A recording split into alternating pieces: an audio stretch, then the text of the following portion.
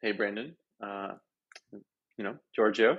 We've uh, I don't know if we ever saw each other at Laurier, I but don't think we did. I think we just met at Next 36, and then we're yeah, like, we both went to Laurier, and I think we were actually in yeah. the same year as well, which is wild. Maybe we I were just in want to like the start off same Timmy's lineups, and we just didn't realize it. probably. I'm surprised we actually never ran into each other because the class wasn't that big when it was graduating. But I guess that's an interesting place to start off. So both went to Laurier, and then met Next 36. So in your history and kind of in your past, did you? I know back then it was like a bike. I think it was like a biking rideshare Yeah. business idea initially. Did you always have like startup ideas and work on startups, or kind of how did your whole entrepreneurship career begin? Was it there? Was it like 10 years old mowing lawns? Kind of how did you get into this whole exciting field of being a founder and running working with startups? Um. So I mean, I always like think about my uh like I feel like I've had like two big Mhm. chapters in my life. There was like the athletic chapter, and then there was like the academic and technology and entrepreneurship chapter of my life. And Yeah, like I did not pay any attention in school uh, until I got into Laurier, Mhm. because I thought I just thought I was gonna like play soccer all my life. Soccer was like my only true passion, and I was very obsessed with it. And I think that's just been like a common theme in my life. It's just like having a thing that I just like go all in on. And I was, yeah, very much all in on soccer, and um, uh, you know, played competitively most of my life. Um, and through that, I got a scholarship at Laurier. Um, and I don't even know if it was like if I even had the grades to get into Laurier had it not been for soccer. Like I always questioned that. I never Mhm. fully found out, but I remember messaging the coach, Mario Halapir, that I was like interested in applying, and next thing I knew, like I did apply, and I got accepted, and um, there was like a light bulb moment at that point where I was like, maybe I won't be playing soccer all my life, and then I guess I started maturing a little bit more in that Mhm. sense, and like broadening my horizons around my interests, and maybe like seeing like if for example reading would be of interest to me, because like before that I was like, nah, I don't want to read anything, and Yeah. like I'd be like that I was like the kind of student that would like never read the assigned books in high school and just like bullshit my way through like essays and stuff. um and I just like arbitrarily picked economics. uh I never really thought like I'd want to be an Mhm. economist or something. And then there was like a brief moment when I thought maybe I'll get into investment banking. So then I got into co-op, Mhm. and then I started doing internships in finance. And I remember my first internship, there was this other co-op student, also from Laurier, that was really interested in automating spreadsheets. So he was always like learning on the side this thing called VBA, Mhm. which I had no interest in. Uh, and um, he like intellectually just totally kicked my ass in this co-op job. And um, halfway through the co-op term, people stopped going to me, like people at like colleagues or people, Mhm. uh, yeah, they stopped going to me because he had automated like half of his job, so he could do everything Mhm. faster than me and more accurately.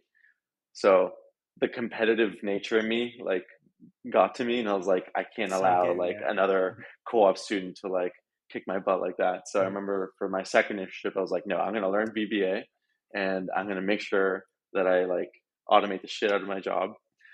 Pardon my French. Mhm.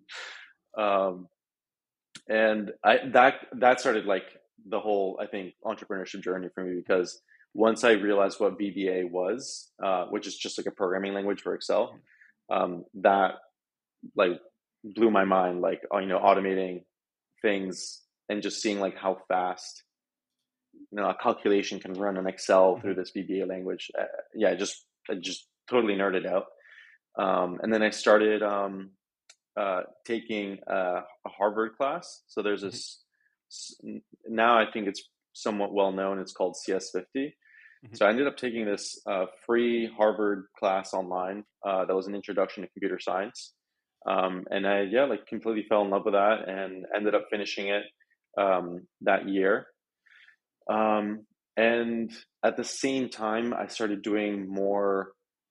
That was a moment in school where I also stopped sort of paying much attention um, in school mhm. and realized that there was this whole world of startups as well. Yeah. So I was like simultaneously learning about software um, and also learning more about startups. And I started Mhm, hanging out a ton at University of Waterloo and going to their pitch competitions, networking there, meeting really interesting people.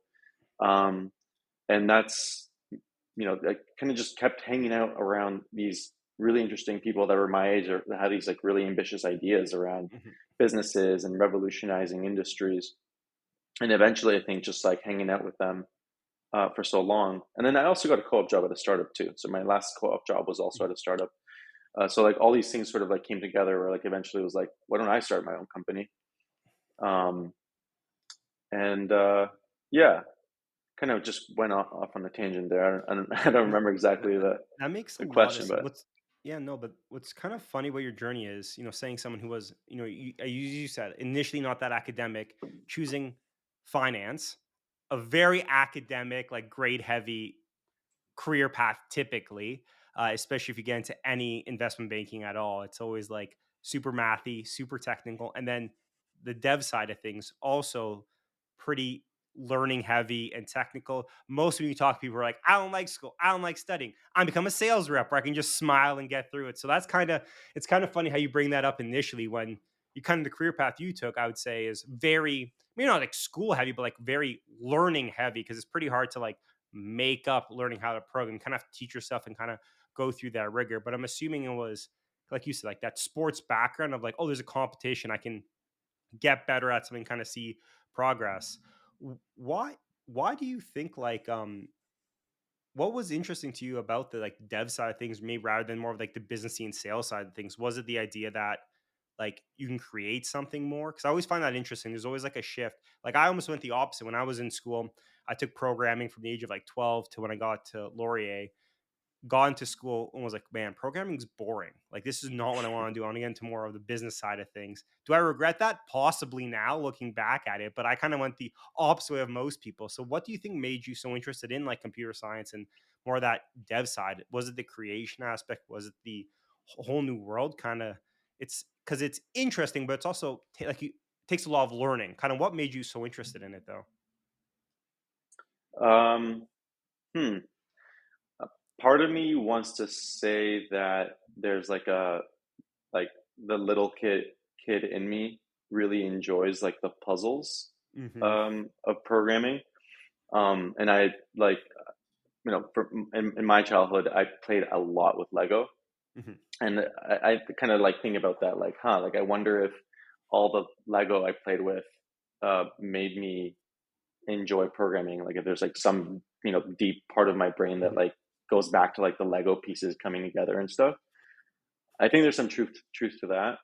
Hmm. And yeah, I don't know. I mean, I think also like same applies to the parts of economics that I enjoyed.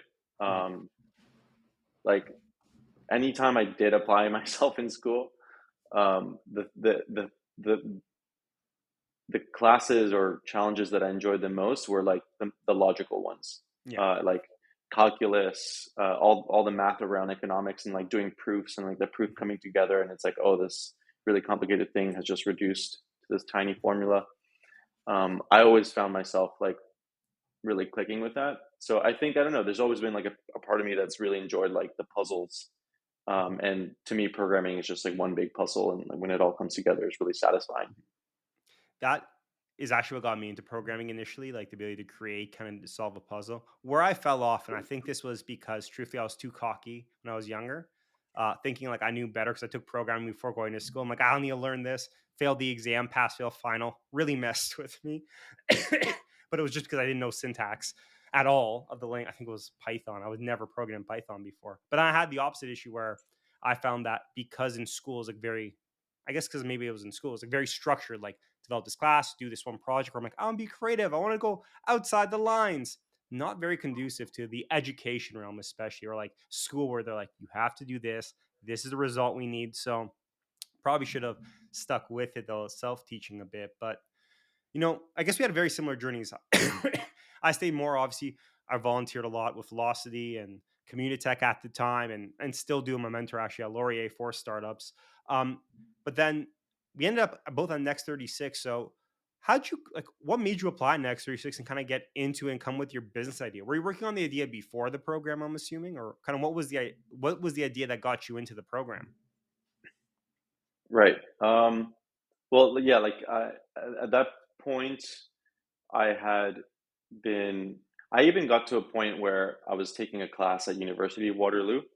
Mhm. So yeah, like I just sort of became obsessed with like hanging out at University of Waterloo, and like I did everything possible to like spend as much time as I could there. And through like, I think there was just like one day, like I think it was at the class that I was taking, it was called Bet 300. Mhm. The prof brought in someone from Next 36 to talk about the program, and then that's how I learned about it. And then I just started kind of reading up on it a little bit more, and then it turned out that there was an alumni from this Bet 300 program Mhm. that had that I met at like a party or something. I can't exactly remember where. And then I was like, well, maybe I'll apply and have him give me a reference, because Mhm. if you get a reference, then that helps with the application. Um, and Yeah, at that point, I had already been working on it was called BykMe with a weird spelling. Um, and I had been working on that for a few months. Um, and yeah, that was, sort of like the idea of what I was coming into Next 36 with. And, when I did get uh, accepted to what's it called? Something weekend, like, I can't I can't remember. remember. Yeah. But during that weekend where, Yeah. it's just like intense rounds of interviews, Mhm. I remember pitching it to, it was a J. Mhm. I got interviewed by a J. Um, and I gave him the whole spiel, and then he asked some really good questions around the economics and viability of the business and scalability, etc. Mhm. And then by the end of, like I remember him like pausing and just processing what I had said, and then uh, he basically was like, "Yeah, your business isn't good." Mhm. And then he kind of like proceeded to then break down his thinking around why it's not good. And then um, yeah, he started out. He was like, from there, he was like, "So, why should you be accepted?" Um, and then I guess my answer was compelling enough to still get in, despite Next 36 not really Mhm. uh, liking the business. I mean, it was such an intense weekend. I think it was the first time I had that many interviews in such a short period of time. It was very much Hmm. like going to like law school or working for an investment bank where it was just like interview day where you just go with like hotel room, interview, interview, interview, question, question, question. It was Yeah. very interesting and obviously like a unique experience for sure. And probably something I remember to this day, everyone I met at that program. I'm like, remember, we all remember all those interviews. And in fact, about a few, most of them on this podcast already. So, you kind of go through the program, you're kind of set now, meaning, okay, I'm being an entrepreneur. I kind of want to work on this business. Kind of what goes on from there? Like, how do you go from that to where you are today, kind of working in the new field, kind of being the uh, founding engineer at Caribou? Kind of like, what was the journey in between? Were you always trying to figure out kind of the next business where you're like, you know what, I'm gonna take a break, kind of work on a few ideas here and there? Kind of how did your journey go from that day to where you are today? Well, I've always been very uh, passionate about the technical side of Mhm. things, and yeah, and being the technical co-founder or like founding engineer. Mhm. Um, so that's been a common theme since day one, Mhm. basically. And during the Next 36 program, I did focus on the non-technical side of things and like the business development, and thinking around the viability of businesses. But for me, I've I just can't help but also focus on the technical side of things. So I would say that the majority of the time was spent like honing the technical skills, Mhm. um, and just coding a lot, uh, regardless of what it was. And so briefly after getting into Next 36, um, my like the two partners I had been working on this bike thing with, they kind of just, they weren't interested in it anymore. They didn't want to be part of Next 36. Um, they went the separate ways, and then I kind of lost interest as well. And then I was discouraged by the feedback from a J. Mhm. So I said, okay, well, let's maybe focus on something else. And Mhm. so I ended up partnering with two longtime friends, and it was like a summer of just trying different ideas and trying out different things. And through that, using that sort of process of business discovery as an opportunity to, yeah, to like code a ton. Um, and so by the end of that program, obviously I networked a lot. I ended up meeting Guillaume La Liberté. I don't know if you're familiar with him, but he's an alumni of Next 36. Really great guy. And we were chatting one evening, and he said he was looking for a developer, and he was just starting something new. And I jumped at the opportunity to join his company, and use that as a platform to continue honing my Mhm. skills. So I ended up joining that company, which eventually ended up becoming Setter. Mhm. Um, and that was a really funny moment or like a really funny like founding story. So I joined when it was myself, Guy, and three other people. So Guillaume and David Steckel are the Mhm. co-founders of Setter, and then there were three other people, myself included, as part of the founding team. One of the other people was this experienced software engineer, um, who I get a sense wasn't really that bought into Setter. Mhm. Um, and I eventually realized that he was kind of doing Setter more on the side. Like he was physically in the office, and we had this like basement office, um, and he would be there. But I just got this sense that he was working on other stuff more than anything. Mhm. And I remember Guillaume asking me why why are we moving so slowly, or like like why is this feature not done yet? And I explained to him like this code is a total mess. Mhm. And I was like, do you want to see this mess of a code base? And then he started kind of poking holes at the application stuff, and he realized that yeah, there were some some issues. So this engineer that I was meant to learn from, who was more experienced than me, ended up getting let go. And then here I was, as this like inexperienced software developer, as the only developer of this startup. Mhm. So it was very much baptism by fire, Yeah. um, which it was quite stressful and quite demanding, and definitely a lot of late nights, but it really accelerated my pace of learning. Um, and it was like 2 years of that basically. Mhm. And then eventually the company sort of like stabilized, and there was a lot more engineers that ended up joining. So I got to learn a ton from them as well. So it was like a total of 4 years of being in this company. Um, Took a break after that, Mhm. and continued, uh, yeah, sort of still continued focusing on the technical side of things. Um, but after taking a break, you know, I knew I wanted to come in, to to be part of something new Mhm. from the start, as a technical co-founder. And then that's where Corey approached me. Um, we, we're both part of the same cohort from Next 36. Mhm. Um, and we got to talking, and what he was working on was quite interesting, and obviously still is very interesting.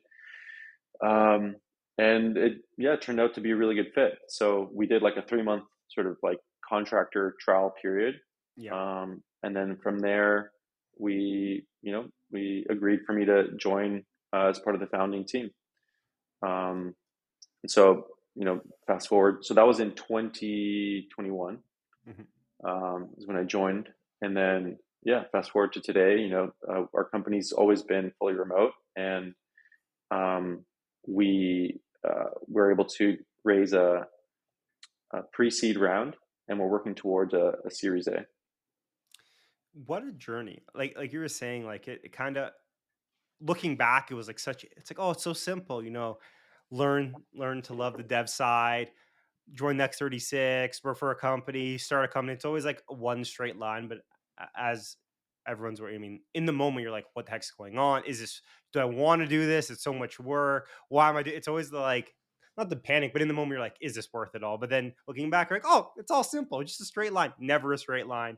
Always so much drama and things going on. Did you, like, obviously through your journeys, you work with many different founders or many different people as well, and talk to many different founders. What have you found, maybe, like, it's always a weird question, but maybe what is something that's easier when it comes to starting or running or working with a business than people think? Like, what's an easier thing, and what's something that's a lot harder that people underestimate is going to be a big challenge when trying to found a business? It always surprises me how willing people are to like hop on the phone and talk. Like, one of the um, uh, what's it called, laws of startups is talk to your customers and continuously talk to your customers. It's yeah, it always surprises me like how you can always just like reach out to someone, and Hmm. the majority of the time they're like, yeah, let's hop on a 30-minute call and chat. And um, I don't think that hasn't like I guess as someone that's almost always focused on the technical side of things, and I tend to like Hmm. isolate myself at times. I don't know. There's always just I just find it like funny. It's like, oh, I can just message someone and just like, even though I don't know you, just your people are just so helpful and willing to help the majority of the time. So I find that great because like if you're willing to put in the work, it's actually pretty straightforward to identify challenges or Hmm. um, test hypotheses, that sort of thing. In terms of something that's harder than that was the other question, right? It's like Yeah, what's something that's a little more surprisingly harder. challenging. Yeah, like surprisingly challenging. Um, I think, hmm, let's see. I think like getting your product out there sooner is always a challenge. Hmm. I think everyone has like in sort of like in theory, Hmm. everyone agrees like yes, let's put the product out there sooner rather than later. But then you get to that moment of making that decision of like, should we ship it or can we ship it? And there's always these sort of like thoughts that come in your head, like, oh, the copy's not correct, or this Hmm. button is not working and it's not perfect, right? So like Hmm. the perfectionism comes in, and I think it's easier to manage that when you're a smaller team. I mean, our team is tiny, Hmm. I would say, relatively speaking. Like we're only 15 people. But already at this size, you have so many different points of view that make it hard to come to the conclusion of like it's good enough and Yeah. let's just ship this thing. Um, so I think that that's a challenge for sure. And then um, on that note as well, another thing would be just getting alignment with people. Again, like as a team gets bigger and bigger, making sure that people are aligned um, is for me has been surprisingly harder than I thought it would be. What you touch on is very unique, and I've heard multiple times. First, the easier thing. That's one thing I think a lot of people realize but don't realize is like you can just ask someone to talk to them, and most people say yes. And even from like working with other founders or you speaking to them, and they're developing a product. I'm like, oh, so you have you called a customer and asked them like what they think of it? And they're like, What do you mean? I can just call them?" I'm like, just give them a call. And they call someone. They're like, "Yeah, I'll give you like 30 minutes." And people are so much more helpful than you think. But I think it's always, I guess it's scary, but also the same thing. Like you would, I know I'm talking to a lot of entrepreneurs or at least like multiple founders, you forget like how helpful people are, or at least talking to other founders who are willing to help because they've been in your spot. They know it's annoying. They've been through the struggle. So they're always willing to help. And I found in the startup community, that's one thing that's pretty consistent is people are just willing to help with like no expectations for giving back. Like, hey, I'm willing to help you just because when I was in that stage, I wish I had someone to help me or I had someone help me. So I think that's one thing that I've heard a few times. And it's always nice to hear that like that is easier to reach out than people think. But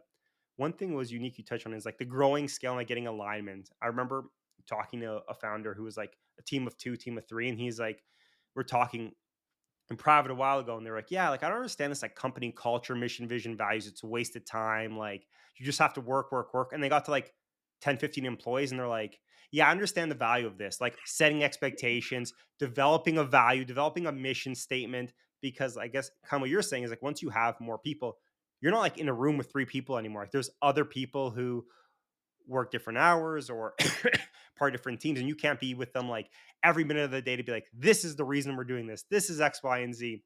So it's always funny. I've seen a shift of like going from like one or two employees to like multiple employees is the shift of like a lot of the founders who are maybe at first are like, I don't care about culture, it's all useless, to like complete 180 to be like, culture is so important and we have to develop a Yeah. great culture and hiring practice. Because I think it is like you said, it gets harder as you grow to like, I'm gonna say not maybe control. It's not the right word, but like move the ship altogether when you have less touch points along the way. Yeah. So, and did you find like with working remote? I mean, maybe more common on the dev side of things, but like a lot of companies now are like, oh, do we go in person? Should we go fully remote? Kind of what are your views on that? Because I mean, every team's different, but how have you seen? Because probably similar to me, you've worked in offices before for a big part of your career, and now you're remote. How have you seen this shift? Is there big learnings you found, or things you found that made it more effective, or kind of what are your opinions on it? Um, yeah, I have pretty strong opinions about the remote culture. I think like it also depends on the kind of company Yeah. that folks want, but I think in the context of growing a startup and having a startup culture, being in office wins. 100% in my opinion. Yeah, my opinion is that for startups, being in office is a competitive advantage, and you move quicker. Um, I think also there's something to be said around like the camaraderie that comes from being in an office environment and um, building like a personal bond with with a group of people that is not necessarily doing something easy. Um, I think it's hard to replicate that in a remote setting. Um, so yeah, like if it were up to me, we would just have like one headquarters Mhm.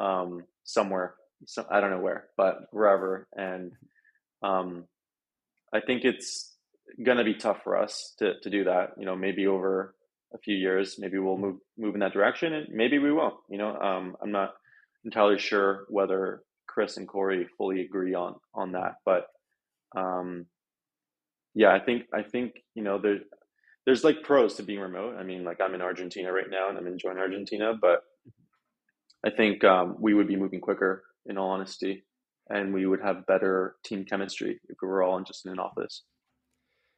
I tend to agree. I think I've seen from like working in office and working in incubators, even myself, like the relationships you build is a different level. It's also good to see like if you're working late and then your buddy is working with you beside you, like, okay, we're both, it's not just me who feels bad. Like everyone's in this grind together and kind of going through the trenches of it. But at the same time, I've also seen the positivity of working remote for, I guess, like you said, it's dependent on the role and dependent on the team size. But I found as the team got bigger, when there's less speed of things, just because if you have like a 300 employee company, you can't be making split second decisions as often. I've seen the benefits there, but yeah, I guess I have to agree with you that a smaller company and where like where literally.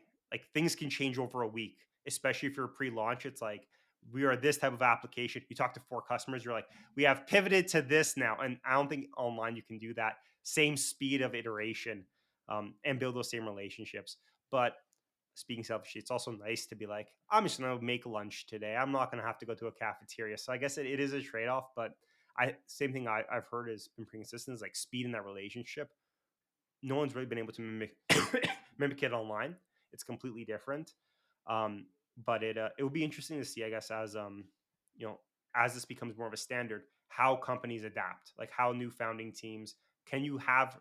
I haven't heard of many like where founding teams or like founding members are from different countries all at once starting a business. There's probably examples, but typically it's always like the college dorm room experience or hey, Yeah, we're both, the Steve Jobs garage experience probably is the best. But it'd be interesting to see, in a few years to be like, oh, Billy and Sam, we're on different sides of the globe and we're able to work 24 hour. Like it might be a whole different story, but who knows? I think it's hard to, like you said, the human experience of like in person is very unique and hard to explain. But from successful companies, obviously, or at least in the early stages, it kind of is needed, or at least a big part of it. So yeah, interesting to hear your perspective, but and also I guess interesting to hear because most people on the dev side, and maybe this is like a for sure a generalization, tend to be way more open to remote. They're the people who are like, I work between midnight and 4 a.m. That's my work cycle. But all the sales guys are like, no, 9 to 5. We have to be in office. So it's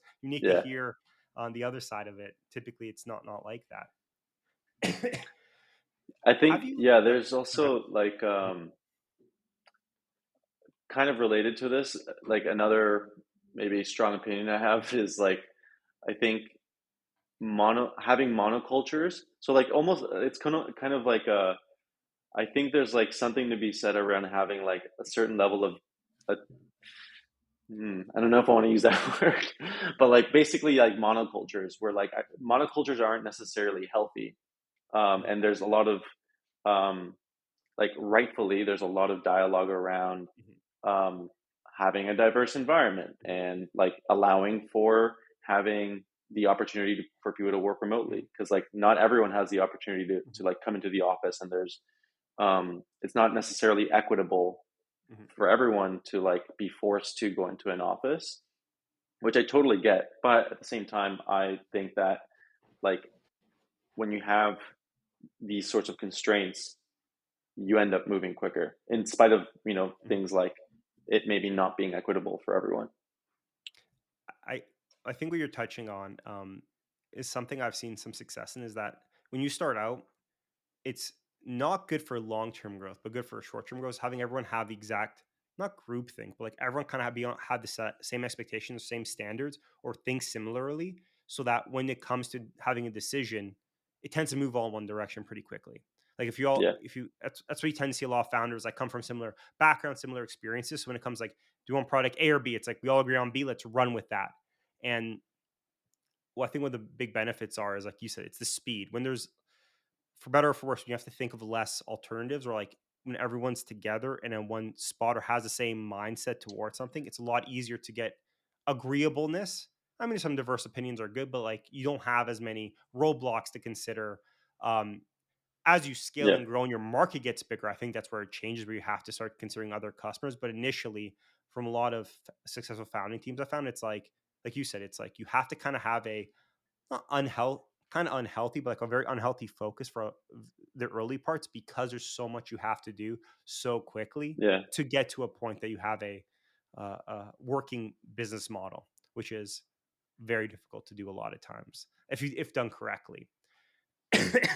Have you found, now that you've kind of been in this space for a decade, now that we're older now, I can say a decade because it's pretty much true as a decade, kind of looking back on as yourself early on, how have you think like if you had to talk silly, I hate these questions, but it's always good is like looking back to the knowledge you had back in the day versus now, kind of what would you tell yourself? Is there anything you were looking back, you're like, wow, I was too cocky, I was too confident, or was it the opposite where you like, hey, like I was happy with how hungry I was in the past, or I wish I had more of that curiosity. Like kind of looking back, what skills have you developed from your early 20s to where you are today that you felt has made you a better founder and entrepreneur? Um, I think resilience is something I didn't necessarily have, or maybe not necessarily resilience, but maybe conviction is Hmm. a better way to put it. Like, I feel in retrospect, I gave up too easy on this bike thing, Hmm. and I didn't stick with it. And I feel like I went from business idea to business idea, um, and now being here in this, like, I think like what I had in my head was back then, like this idea that you have this like brilliant moment, this epiphany, and you like code it on one weekend, Hmm. and then you like, you tweet it, and then it becomes viral, and then you're on like TechCrunch, and then Yeah. you raise $10 million. I think I had that like, that mental model Hmm. for my early days in the startup world, but now I'm kind of realizing that it's like a slow burn, Yeah. and you need to have patience, and you have to come into any um, any venture or any sort of like Hmm. thing you're diving into in startups with a willingness to commit to it for several Hmm. years. Um, Otherwise, it, I think there's sort of like this, there might be like frustration, or like you might build Hmm. resentment, like, oh, why isn't this moving faster? Or like, uh, that might also lead to burnout, Hmm. where something takes much longer than you thought it would.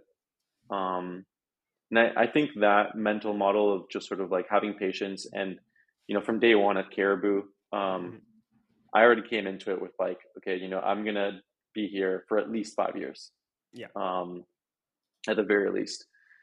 And that's helped me to, yeah, not get burnt out, and just sort of like continue chipping away at the challenges that we have to face. Um, and I think it also keeps things exciting, and just sort of like there's like, oh, like I'm so excited to see what things do look like in 5 years. Hmm. So I'd say that would be one of the big things for me. That what you said is so funny because I remember back in university, I'm like, I got a group of friends. I'm like, okay, we're gonna do a hackathon over the weekend, and then Monday we're gonna launch our business and try to raise funding by Tuesday. It was the same idea. Like, okay, just need that great idea. I'll build it and launch it in like a weekend because like one company did that once, and that's how we're gonna make all our money. And then, okay, you write the idea down. You're like, damn, it's not gonna work because someone said it was a bad idea. Okay, next on to the new idea. So you constantly, it's almost like chasing the next high. You're like, one day I'll just come up with the idea that no one will have an issue with. Um, Yeah, and same thing with like the Next 36 experience. Like, I funny, a lot of people mirror to me that they're like, you talk to these people, and like most people are gonna be like, this idea is shit. Like, it's never gonna work. And then people are like, you have to take that, understand why they think it's the case, and then see like, do you have to change, or was it your delivery that was wrong, or was it the fact that they just might not understand the market? Like, being, I think that's the one thing you kind of touched on that I found a lot of founders learn is that getting advice is always useful, but knowing which advice to act on is like that big skill set that's hard to do because every business you come up with, everyone's going to have like a, well, what about your competitor? They're bigger. They're just going to build it themselves. And then you're like, well, if that happens, we're screwed, but we can't stop like, we just have to keep going forward. And I think that, like you said, the resilience is a skill set that you kind of have to learn over time. They're like, oh, all these overnight successes are 10 years in the process to get to that overnight success. And I think it's not yeah, sexy to be like, I've worked on this for 10 years and this is where we're at. It's nicer to be like, I went to a hackathon and now I'm a billionaire, but that never really happens. Although they write articles like it happens, like you said, it's very much a marathon. And once you can, I guess, like you said, setting expectations really prevents burnout. When you're like, hey, this is going to be like a 5 year process. If things don't go right in one weekend or 1 week, you're like, okay, let's on the time scale. How important is? I mean, some things go wrong, but like how much worry should we have? And I think having a longer term horizon yeah. adds you, like you said, expectation management. There was also another Mhm. thing, as that Mhm. that I remembered as you were, Mhm. saying that, which is that early on in my career, whenever I would be doing like any sort of market research, Mhm.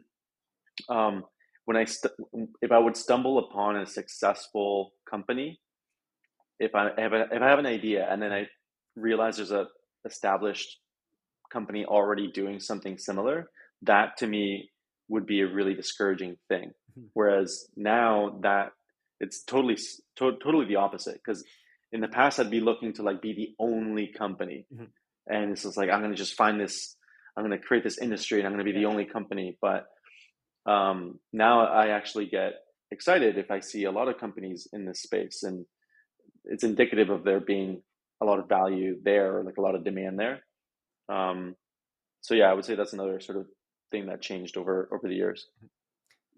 What you said right there is like the most shocking advice I ever heard. I was talking to an entrepreneur, and then I was like talking about a business idea, and I'm like, yeah, there's no competitors in this industry. And then they said, and they pretty much were like, that's a huge red flag. Why isn't, like, if there's no one in there, it means there's no money. Like, people build businesses where there's money to be made, or at least there's a need. If no one's around, 9 times out of 10, it's because it's a very bad idea. And I was like, oh, I never, like you said, I never thought of it like that. Like, I shouldn't be scared of competitors. I should be like, oh, there is a market here that has a market. Like, there is a market we can tap into and kind of build in. And I think that's one thing a lot of people going into starting a business don't know, is like they think they have to have like the brand new idea that never existed before in a new market that's never occurred. And sure, you can do that, but it is next to impossible. It's not impossible, but it's very hard to be the bleeding edge of something. And most of those Yeah, businesses are not going to have their, most of those businesses allow other businesses to have success once you've like paved the way through like digging out the snow and finding the market. So that's probably yeah, it's a very insightful learning that I've heard many times, but also like I've experienced myself. When you have that mental shift, you're like, oh, health of a market's a big factor in like starting a business. So kind definitely. of, as we wrap up here, if people want to kind of learn more about you, your story, and what Caribou is, like, what's the best way to follow and learn more? I would say through Twitter, and so I can share with you my Twitter. I don't know if I can post it here. Mhm. I can post it. Um, I'll post it after in the video. and I also have a personal website that, admittedly, I haven't updated in a little while, but once I do do take some time, I'll update that. But yeah, generally through those two mediums, I tend to share what's going on.